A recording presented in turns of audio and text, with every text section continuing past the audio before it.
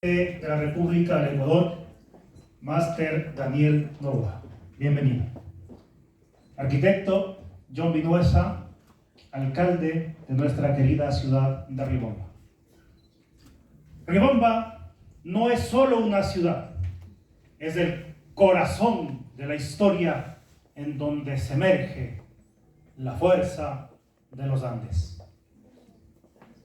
Quisiera también expresar un saludo afectuoso a nuestros hermanos quicholantes, Ayichishi Mashikuna.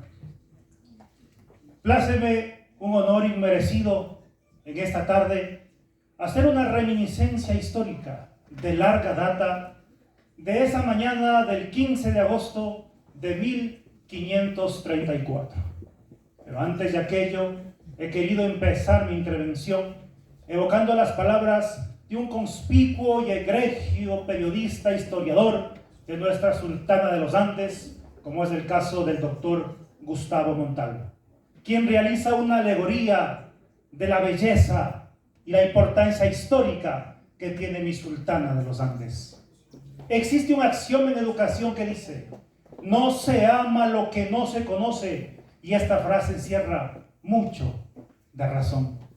Porque el primer paso para valorar los 490 años de historia en la fundación de la primera ciudad española en el territorio ecuatoriano sería recordar los hechos que acontecieron en esa mañana.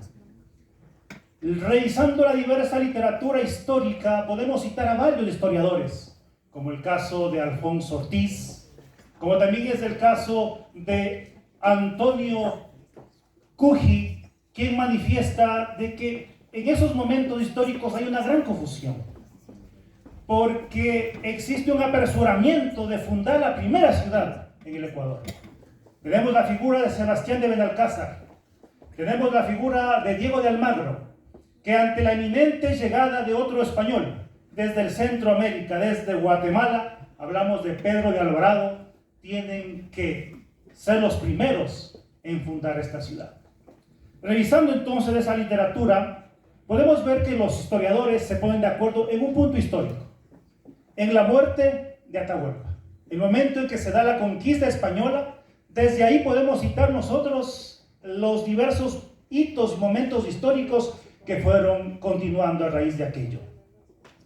Vemos que es un momento muy triste, muy doloroso. Hablamos de una conquista, hablamos de pueblos conquistados, hablamos evidentemente de una alienación. No podemos tapar el sol con un dedo, es una gran realidad. Hay un poeta riobambeño, como es el caso de Miguel Ángel León Pontón, quien en su elegía La raza describe ese momento histórico de la llegada de los españoles, cuando manifiesta: pobre indio, pobre raza, de Jesús no le enseñaron más que la cruz y la corona de espinas. Nunca le dijeron que era hermano del hombre que habla castellano, y a golpes, a puños, el oro de su cuerpo lo arrancaron. Canta mirlo negro, di tu profundis torcasa, río que bajas, llora el dolor de mi raza vencida. Y esto nos hace entender el momento histórico que nuestros antepasados vivieron en ese instante. Pero aquí estamos recordando cómo tiene que ser la fundación de esa primera ciudad española. Es la tierra de Liribamba, conocido en nuestro lenguaje ancestral como Ripamba, en donde se funda la primera ciudad española. A manos, como había dicho ya antes, de Diego de Almagro, de Sebastián de Benalcázar. Pero es indudable que este momento nos tiene que a nosotros llenar de una dualidad de sentimientos, ¿no? Una sensación dual, así lo diría yo. Porque si bien es cierto, estamos recordando la fundación de nuestra ciudad, pero también tenemos que entender en dónde se fundó. Se fundó en ese territorio de una raza valiente, indómita, como es la raza Puruá, quienes nos han legado a nosotros este sentimiento de valentía que hoy caracteriza al riobambeño, de resiliencia que hoy caracteriza al riobambeño.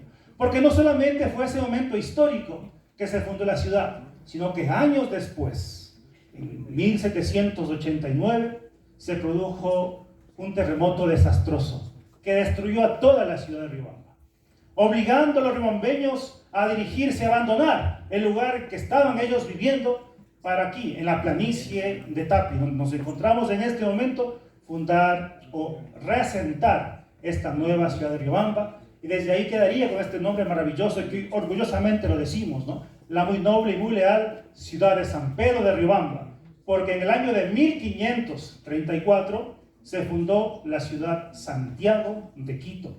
Ese fue el nombre original con el cual se fundó, en donde indudablemente, que dicen los historiadores más actuales como Amparo Cazorla, como Lenín Garcés, luego se fue desplegando en todo el territorio ecuatoriano, se fue a lo que es Guayaquil, Santiago de Guayaquil, a Quito, San Francisco de Quito. Aquí se quedó con el nombre de Santiago de Quito, pero luego se fue transformando con el pasar de los años hacia lo que hoy nosotros orgullosamente podemos decir.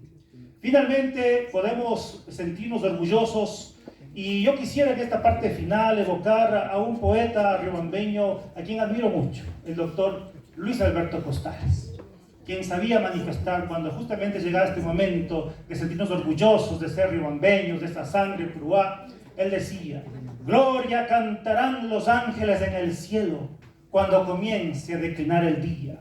Así te cantaremos en nuestros sueños, Riobamba querida, porque eres tú nuestra mejor poesía.